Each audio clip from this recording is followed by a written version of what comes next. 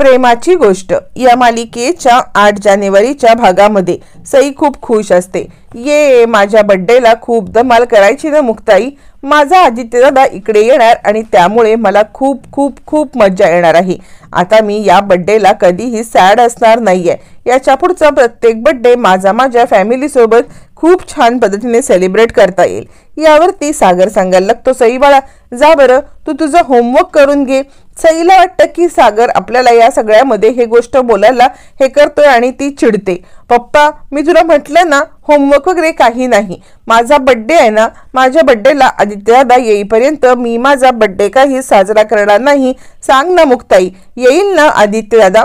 यावरती मुक्ता म्हणते, अगं हो बाळा आत्ताच तू देवबाप्पाकडे आदित्य दादाला इकडे आणण्याची मागणी केलेली आहेस ना, मग लगेचच त्याला आता कसं आणता येईल, त्याला सुद्धा वेळ हवा असतो, त्याला सुद्धा वेळ जायला पाहिजे, तो सुद्धा विचार करेल आदित्य दादाला कसं आणायचं आणि मग त्यानंतर बाप्पा तुझ्याकडे आदित्य दादाला पाठवणार ना, तू त्रास करून घेऊ नको, आदित्य दादा येणार आहे। मग सई खूप खुश होते, ये आदित्य दादा येणार, आदित्य दादा येणार असं म्हणत ती खूप खुश होते। आणि मुक्ताई तुला सांगू का, हा माझा बर्थडे खूप स्पेशल होणार आहे, म्हणजे खऱ्या अर्थाने माझ्या बर्थडेला सगळे जण येणार, त्यामुळे माझा बर्थडे खूप छान होणार असं म्हणत सई सगळ्यांना आता मात्र आनंदाने नाचत असते, बागडत असते आणि मुक्ता उदास असते, कारण तिला माहिती असतं काहीही झालं तरी सुद्धा ही सावनी इतक्या सहजासहजी आता आदित्यला सोडणार नाही। मग सईसाठी काय करायचं तितक्यात तिथे लकी येतो। लकी आल्यावरती इकडे आता सई खूप एक्साइटेड असते आणि सई सांगायला लागते, लकी काका तुला माहिती आहे का, माझा बर्थडे खूप छान सेलिब्रेट होणार आहे, म्हणजे पहिल्यांदा इतक्या वर्षामध्ये पहिल्यांदा माझ्या वाढदिवसाला सगळी फॅमिली सोबत आहे, माझे आई माझे बाबा आणि सगळे फॅमिली, आणि यावेळेला माझे सगळे फ्रेंड सुद्धा येणार आहेत आणि त्यातल्या त्यात सगळ्यात महत्त्वाचं म्हणजे माझा आदित्य दादा माझ्या सोबत असणार आहे। याआधी मी जेव्हा स्कूलमध्ये जायचे ना त्यावेळेला स्कूलमध्ये प्रत्येक वेळेला मला ना मैत्रिणी सांगायच्या, सगळे मित्रमैत्रिणी मला सांगायचे की काही जण ना तरी बर्थडे आमचा खूप छान पद्धतीने सेलिब्रेट केला जातो। प्रत्येक बर्थडेला माझे बाबा सुट्टी घेऊन घरी राहतात, प्रत्येक बर्थडेला माझी आई काही ना काहीतरी बनवते, प्रत्येक वेळेला फॅमिली आमच्या सोबत असते, सगळे फ्रेंड सोबत येतात आणि आम्ही हा बर्थडे खूप छान पद्धतीने सेलिब्रेट करतो असं म्हणत आता मला सगळे फ्रेंड चिडवायचे, कारण माझा बर्थडे असा कधी सेलिब्रेट झालाच नाही ना, आणि त्यामुळे यावर्षी माझा बर्थडे धूमधडाक्यात सेलिब्रेट होणार, या गोष्टीचा मला खूप आनंद आहे। पप्पा तू माझ्या बर्थडेला वेळेवरती येशील ना। मुक्ताई तू सुद्धा छानपैकी काहीतरी बनवशील ना। मुक्ताई म्हणते, हो ग माझं सई माऊ, तुझा बर्थडे तुझ्यासाठी किती स्पेशल आहे ही गोष्ट मला माहिती आहे असं म्हटल्यावरती ती आता मुक्ताईला बिलगते। त्यावरती आता इकडे स्वाती सांगायला लागते, खरंच ग मुक्ता आतापर्यंत सईने आपल्या खूप काही सोचलंय, तिच्या प्रत्येक बर्थडेला तिच्यासोबत कुणीही नसायचं ग, तिला हवी असणारी माणसं पण नसायची। यावरती सागर म्हणतो, असं काय करतेस मुक्ताई, तुझ्या आयुष्यामध्ये जरी पहिल्यांदा आली असली बर्थडेला तरी आम्ही आहोत ना, मी तुझ्या बर्थडेला नेहमीच असायचो। यावरती सई म्हणते, पप्पा तू माझ्या बर्थडेला असायचास पण तू माझ्याशी नीट बोलायचंच पण नाहीस, मला बर्थडेला कधीही विश सुद्धा करायचं नाहीस, या सगळ्यामध्ये तू माझ्या बर्थडेला कधीही या सगळ्यामध्ये वेळेवरती आला नाहीस ना, मला कधी आपलं म्हटलंस असं म्हणत आता या सगळ्या गोष्टी आठवल्यावरती इकडे आता सागरच्या डोळ्यासमोर भूतकाळ तरळतो। कशा पद्धतीने आपण सईला इग्नोर केलं, एवढ्याशा सईला कशा पद्धतीने आपण दरवेळेला दुःख दिलं।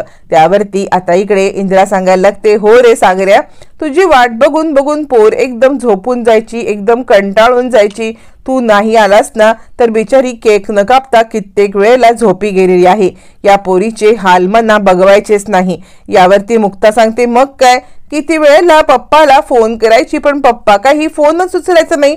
यावरती सागर म्हणतो, नाही तुम्हाला यातलं काही माहित नाही, तुम्ही या सगळ्यामध्ये पडू नका, कारण कारण हे सगळं वेगळ्या ठिकाणी घडतं. मुक्ता म्हणते तुम्हाला काय वाटतं? सई माऊ मला काही सांगायची नाही का? तिचे प्रत्येक गोष्टी, तिच्या मनामधल्या प्रत्येक भाव हे माझ्यापर्यंत पोहोचलेले आहेत. सई माऊने प्रत्येक वेळेला मला सत्य सांगितलेलं आहे आणि त्या वेळेला तुम्ही तिचा फोन नाही उचलायचात ना, तेव्हा ती माझ्या फोनवरून तुम्हाला फोन करण्यासाठी मला सांगायची. आठवते का तुम्हाला? मी सुद्धा तुम्हाला कित्येक वेळा कॉल केलेला आहे, पण तुम्ही सईचं नाव ऐकल्यावरती माझा फोन कट करून टाकलेला आहे. ही गोष्ट तुमच्यासाठी नवीन आहे का? मला हे आठवते ना सगळं. असं म्हणत या सगळ्यामध्ये मुक्ताने फ्लॅशबॅकमध्ये जात कशा पद्धतीने सागर आता सईसोबत चुकीचं वागायचा या सगळ्या गोष्टी समोर आणल्यावरती मग मात्र आता इकडे सागरला आपली चूक समजते. सागरला चूक समजल्यावरती सागर या सगळ्यामध्ये आता कान पकडतो आणि सॉरी, खरंच मी या सगळ्यामध्ये खूप मोठी चूक केलेली आहे, खरंच मला माफ कर सई माऊ, खरंच मला माफ कर, मी तुझा गुन्हेगार आहे. काहीही झालं तरी सुद्धा मी या सगळ्यामध्ये तुझ्याशी असं वागायला नको होतं, असं म्हणत तो आता कान पकडतो. यावरती मुक्ता सांगायला लागते काहीही झालं ना तरी सई माऊ ही तिच्या सईची मुक्ताई ही तिच्या सोबत आहे ना, तिला कधी कधी साथ सोडणार नाहीये. तिच्या प्रत्येक बर्थडेला या सगळ्यामध्ये ती तिच्या सोबत असणार आहे. काय सई माऊ? सई माऊ म्हणते हो, खरंच माझी मुक्ताई माझ्यासोबत असणार. मग आता सागर तिला आपल्या जवळ घेतो आणि तो सांगायला लागतो काय मग पप्पा तुझ्या सोबत नाही आहेत का? यावर्षीपासून पप्पा सुद्धा तुझ्या सोबत नेहमी नेहमी असणार आहेस आणि बाळा आपल्या बर्थडेला तू अशीच हसत राहा, तुला हसत बघताना आम्हाला खूप खूप खूप छान वाटतं. असं म्हटल्यावरती इकडे इंद्रा सांगते खरंच ग स्वाते, म्हणजे आपल्या सईने तिच्या वाढदिवसाला किती अपेक्षा याच्या आधी सुद्धा आता केल्या असतील आणि आता सुद्धा ती अपेक्षा करते आहे, पण या सगळ्यामध्ये आज पहिल्यांदा तिचा बर्थडे इतका जोरासोरात तयार होणार ही गोष्ट तितकीच खरी आहे. मग मुक्ता आता सईला आपल्या जवळ घेते आणि स्वाती सांगायला लागते खरंच सई माऊ तुझा बर्थडे आपण खूप स्पेशल करायचा. सई म्हणते मग माझा आदित्य दादा आता इकडे येणार आहे, माझा आदित्य दादा येणार आणि त्यानंतर मी त्याच्यासोबत बर्थडे सेलिब्रेट करणार. सगळे फ्रेंड सगळी फॅमिली ही पहिल्यांदा माझ्या बर्थडेला असल्यामुळे मला खूप आनंद होणार. ये माझा बर्थडे. सई तिच्या बर्थडेला घेऊन खूप एक्सायटेड असते, पण मुक्ताच्या डोक्यामध्ये एकच विचार असतो की आपण आदित्यला कसं आणायचंय, सईची इच्छा कशी पूर्ण करायची आहे. कारण हिची जी काही आई आहे ना हिला कधीही पाझर फुटत नाहीये, त्यामुळे आपल्याच मुलीच्या बर्थडेला मुलाला पाठवायला ही आडेवेडे घेणार आणि लोकांना त्रास देण्यासाठी ही हे सगळं नक्कीच करणार असा ती विचार करत असते. मुक्ता पण तरी सुद्धा तिला वचन देते काहीही झालं तरी आपली सई माऊ तिच्या बर्थडेला उदास होणार नाही. सागर मुक्ताच्या तोंडावरून हात फिरवतो आणि त्यांची ही फॅमिली सगळेजण गोड पद्धतीने पाहत असतात. सागर म्हणतो यापुढे सई माऊला मी कधीही डिसअपॉइंट करणार नाही असं म्हणत तो मुक्ताकडे पाहायला लागतो. मुक्ता खूप खुश होते आणि इकडे सई पण खुश होते. सगळेजण टाळ्या वाजवायला लागतात आणि त्यावरती सईच्या डोक्यामध्ये फक्त एक असतं आधी दादा नक्की येईल ना. पुन्हा हा विषय निघाल्यावरती मुक्ता आणि आता सागर एकदम गप्पा होता. स्वाती म्हणते काय ग मम्मी, मला तर काही कळतच नाहीये की ही सावनी काय करेल ते. मला नाही वाटत की सावनी या सगळ्यामध्ये आदित्यला पाठवेल. यावरती आता इकडे इंद्रा म्हणते बघूया मुक्ता काय करेल ते आपण बघू. सागर सुद्धा मुक्ताकडे आशेने पाहत असतो. इकडे आता सईचा बर्थडे आहे म्हणून ऑलरेडी आदित्यने ग्रीटिंग कार्ड बनवायला घेतलेलं असतं. तो सईसाठी ग्रीटिंग कार्ड बनवत असतो. ते ग्रीटिंग कार्ड बनवत असताना आता आदित्यच्या इथे सावनी येते आणि हे बघ व्हाईट सॉस पास्ता तुला मी मागवलेला आहे, तुला नेहमी व्हाईट सॉस पास्ता आवडतो ना आणि तुझ्या आवडीच्या रेस्टॉरंटमधूनच मागवलेला आहे असं म्हटल्यावरती मग मात्र आता इकडे सांगायला लागतो आदित्य नाही मम्मा, पहिले मला हे सगळं आवडायचं पण हल्ली मला अजिबात या गोष्टी आवडत नाहीत असं म्हटल्यावरती मग मात्र आता इकडे सावनी सांगायला लागते काय आवडत नाहीत, हे कसं आता घडलं. यावरती आदित्य म्हणतो अगं हो, म्हणजे तिकडे असताना घरातल्या गोष्टी खाल्ल्यामुळे हल्ली मला या गोष्टी खाण्याची अजिबात इच्छा होत नाहीये. मला ना मेथीचं ते मेथी चीज परोठा असतो बघ तसा पराठा पाहिजे आहे. यावरती सावनी म्हणते अच्छा तुला मेथी चीज परोठा पाहिजे का, ठीक आहे मी तुझ्यासाठी मेथी चीज परोठा ऑर्डर करते, तुला जसा हवे तसा. यावरती आदित्य म्हणायला लागतो मुक्ता आंटी आहेत ना त्यानं खूप छान मेथी चीज परोठा बनवायच्या आणि ते पण कुठून बाहेरून वगैरे मागवून नाही त्या स्वतःच्या हाताने घरीच मेथी चीज परोठा बनवायच्या। यावरती सावनी म्हणते ते काही नाही, हाताने काय आणि बाहेरचं काय, मी तुला बाहेरून या सगळ्यामध्ये मेथी चीज परोठा मागवून देते, मग तर झालं असं म्हटल्यावरती आदित्य म्हणतो ठीक आहे मागव तुम्हाला मेथी चीज पराठा। आणि मग ती फोन करते आणि ती सांगायला लागते लवकरात लवकर एक मेथी चीज परोठा आणून द्या। आणि ही विचार करायला लागते नाही नाही, ही मुक्ता आहे ना, ही माझ्या मुलाच्या सगळ्या सवयी बिघडवून ठेवते। मी माझ्या मुलाला या सगळ्यामध्ये काही गोष्टी शिकवल्या होत्या, त्याला काही गोष्टी दाखवल्या होत्या, विकतचं खायचं सवय लावली होती, पण या मुक्तानी त्याच्या सगळ्या सवयी बिघडवून टाकल्यात। तिने त्याला घरचं खाणं, हेल्दी खाणं हे सगळं शिकवले, जे मला काही जमत नाहीये। ऑर्डर केली की वस्तू आल्या, पण नाही घरात कोण बनवत बसणार आहे। नाही, ह्या मुक्ताने माझ्या मुलाला पूर्णपणे अडकवून टाकले। पण तरी सुद्धा ती आता फोन करते आणि एक मेथी चीज परोठा लवकरात लवकर पाठवून द्या असं हॉटेलला ऑर्डर देते। आदित्य तोपर्यंत त्याचं ग्रीटिंग करत असतो। सावनीचा चीज परोठा ऑर्डर करून झाल्यावरती सावनी म्हणते काय रे आदी, तू हे काय करतोयस? आदित्य म्हणतो सई माऊचा बर्थडे आलेला आहे, त्यासाठी मी ना तिच्यासाठी खूप छान पद्धतीने गिफ्ट बनवत आहे, तिला ग्रीटिंग बनवत आहे। यावरती मग आता इकडे सावनी चौताळते, म्हणजे आता जे बाकी सगळे जण करतायत तेच हा सुद्धा करतोय, याला सुद्धा या सगळ्यामध्ये इतक्याच गोष्टी हे वाटतायत असं विचार करत ती सांगते काय तुला कोणी तिकडे बोलवलंय का? तुला कोणी बोलवलंय का? तुला कोणी सांगितलंय का?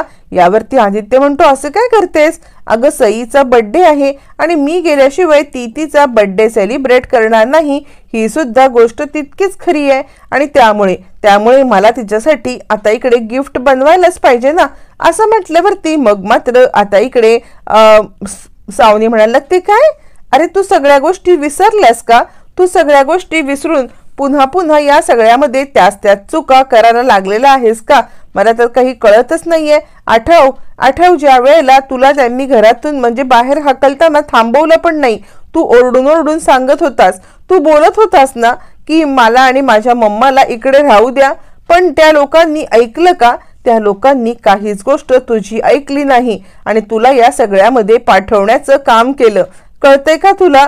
तू या सगळ्यामध्ये त्यांना बोलत राहिलास की मला आणि माझ्या मम्माला इकडे राहू दे, पण त्यांनी काहीच ऐकलं नाही आणि ही गोष्ट तू कसं काय विसरलास?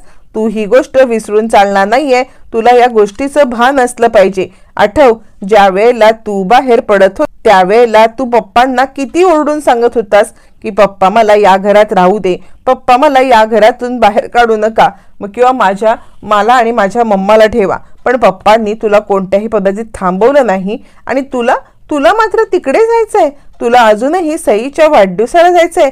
तू इकडे आलास ना त्यावेळेला कुणीतरी तुला फोन करून विचारलं का की काय झालं, तू कुठे आहेस, कसा आहेस तू आदित्य, तू बरा आहेस ना, तुला या सगळ्यामध्ये काही त्रास तर होत नाहीये ना, असं तुला कुणीतरी विचारलं का? तू सांग बरं मला। नाही ना, मग हे सगळं तुला कुणी विचारलं नाही तर तू का या सगळ्यामध्ये सगळ्यांना आता मात्र खुश करण्याचं काम करतोयस?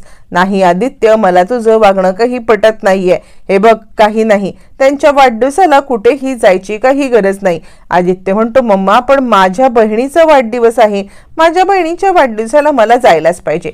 यावरती चिडलेली सावनी आता त्याला सांगायला लागते खबरदार जर तू या सगळ्यामध्ये त्यांच्याकडे गेलास तर गाठ माझ्याशी आहे असं म्हणत ती आता आदित्यवरती चिडते। आदित्यला कळतच नाही की सईच्या वाढदिवसाला आता मी कसं जाणार आहे, मम्माला मी कसं मनवणार आहे हे त्याला काहीच कळत नसतं आणि तो खूप अस्वस्थ असतो। मम्मा माझं ऐक ना असं म्हणत बिचारा आदित्य आता इकडे तो बोलत असतो, पण तोपर्यंत तिकडे सावनी निघून गेलेली असते। आदित्य बिचारा ग्रीटिंग बनवता सगळ्या गोष्टी आठवायला लागतो, कारण जोपर्यंत तो आता एकटा राहत असतो त्यावेळेला त्याच्यासोबत इतक्या आनंदाचे क्षण कधी आलेलेच नसतात। काहीही झालं तरी प्रत्येक वेळेला त्याच्या वाट्याला एकटेपणा, त्याच्या वाट्याला हॉस्टेलचं जीवन हे सगळं आल्यानंतर त्याला ज्या वेळेला आता तो सगळ्यामध्ये आता जेव्हा वेळेला घरी येतो, कोळी कुटुंबाच्या सोबत राहायला येतो, त्यावेळेच त्याला सगळं आठवायला लागतं आणि त्या सगळ्या गोष्टी त्याला आठवतात. सईसोबतचं चांगलं वागणं, मुक्ता आंटीने लावलेल्या चांगल्या सवयी, पप्पांसोबत आणि आजी, आत्तू, काका या सगळ्यांच्या सोबतच्या आठवणी आठवतात आणि त्याला ते लाईफ जास्त आवडत असतं. त्याला त्याच्या घरामध्ये राहायचं असतं. त्याच्या घरात त्याला आता सगळ्यांच्या सोबतीने राहायचं असतं. पण सोबत एकच प्रॉब्लेम असतो, तो म्हणजे त्याला तिकडे सावनी हवी असते आणि ही गोष्ट कधीही शक्य होणार नसते. सईसोबत केलेले क्षण हे आठवतात आणि या वाढदिवसाला आपण सईच्या सोबत नसणार, तिच्यासोबत आपण बर्थडे सेलिब्रेट करू शकणार नाही. हे सगळं आठवून तो बिचारा उदास होत असतो. तो उदास असतो आणि आता इकडे सावनीला त्याच्या भावना काही जाणून घ्यायच्या नसतात. त्याला या सगळ्यामध्ये सावनीला कोणत्याही प्रकारे समजून घ्यायचं नसतं की बिचाराला समजून घेऊ दे, त्याला काय वाटतं हे कळू दे, नाही. आणि त्याच वेळेला त्याला शेवटची घटना आठवते की त्याला आता इकडे सावनी घराबाहेर घेऊन पडलेली असते आणि तो बिचारा सगळ्यांना मला तिकडे राहायचं आहे, पप्पा तुम्ही थांबवा ना असं ओरडत सांगत असतो आणि तो अस्वस्थ होतो.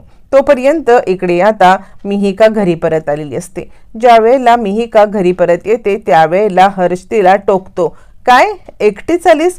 होणाऱ्या बाबाचा बाळा कुठे आहे? म्हणजे बाळाचा बाबा कुठे आहे होणाऱ्या? तू बोळाच्या बाबाला घेऊन नाही का आलीस की त्याला खिशामध्ये टाकून आणलेलं आहेस? नक्की काय केलेस बोल तरी. अगं कुठे आहे मिहीर? का तुला एकटीलाच पाठवली का त्यांनी?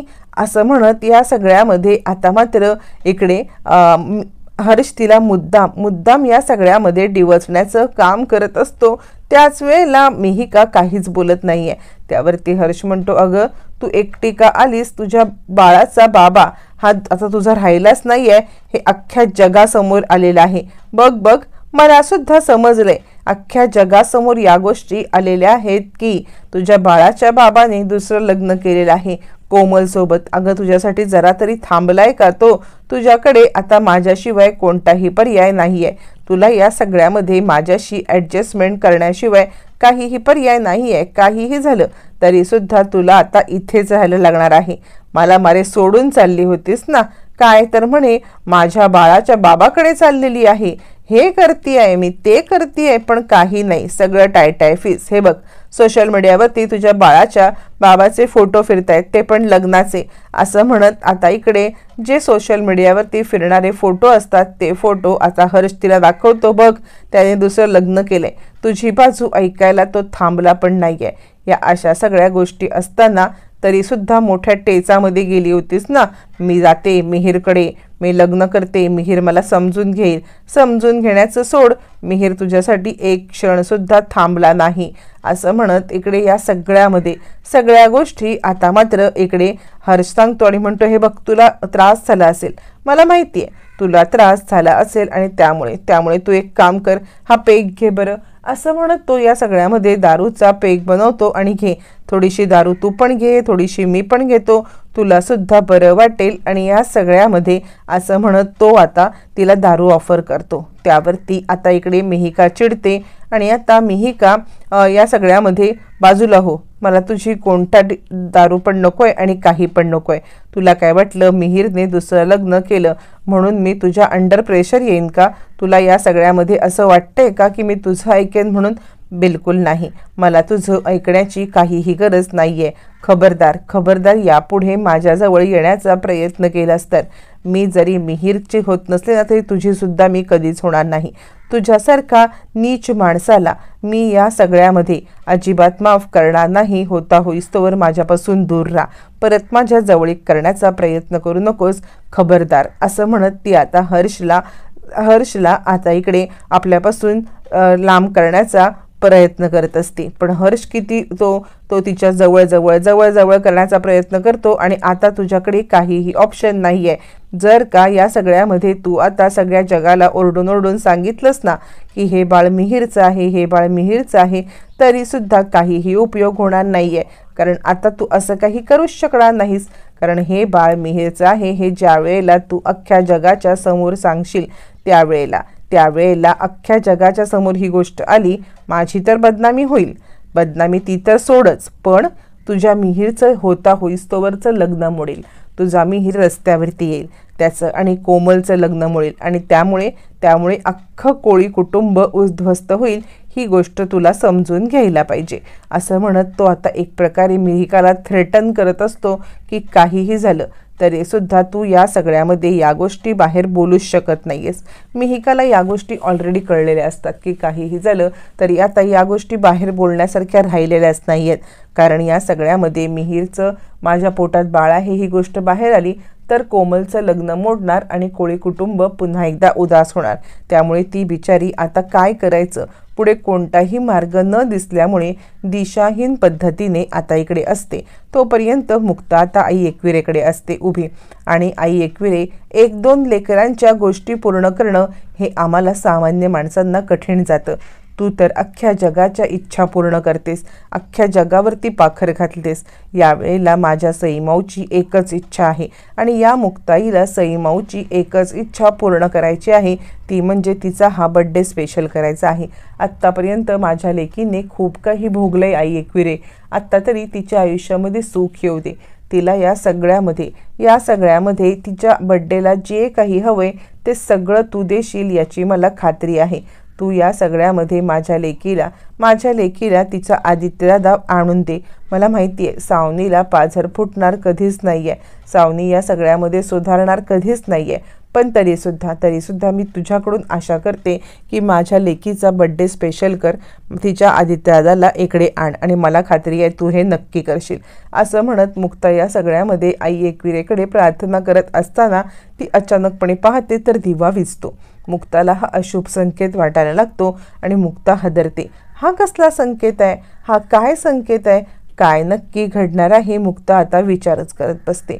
तोपर्यंत इकडे आता सावनी विचार करते काहीही झालं ना तरी या कुटुंबाची बर्बादी हाच आता माझा मिशन असणार आहे। तुमची दुखरी नस आदित्य हा माझ्याकडे आहे आणि त्या दुखऱ्या नसीसाठी मी तुम्हाला किती त्रास देऊ शकते हे तुम्हाला समजणार। इकडे मुक्ता सांगत असते काहीही झालं ना तरी सुद्धा मी माझ्या सईमाऊची इच्छा पूर्ण करणार, साध्या इच्छा पूर्ण करते तर बर्थडे गिफ्ट देणार नाही असं होईल का? सागर म्हणतो कसं करणार आहात ते तुम्ही?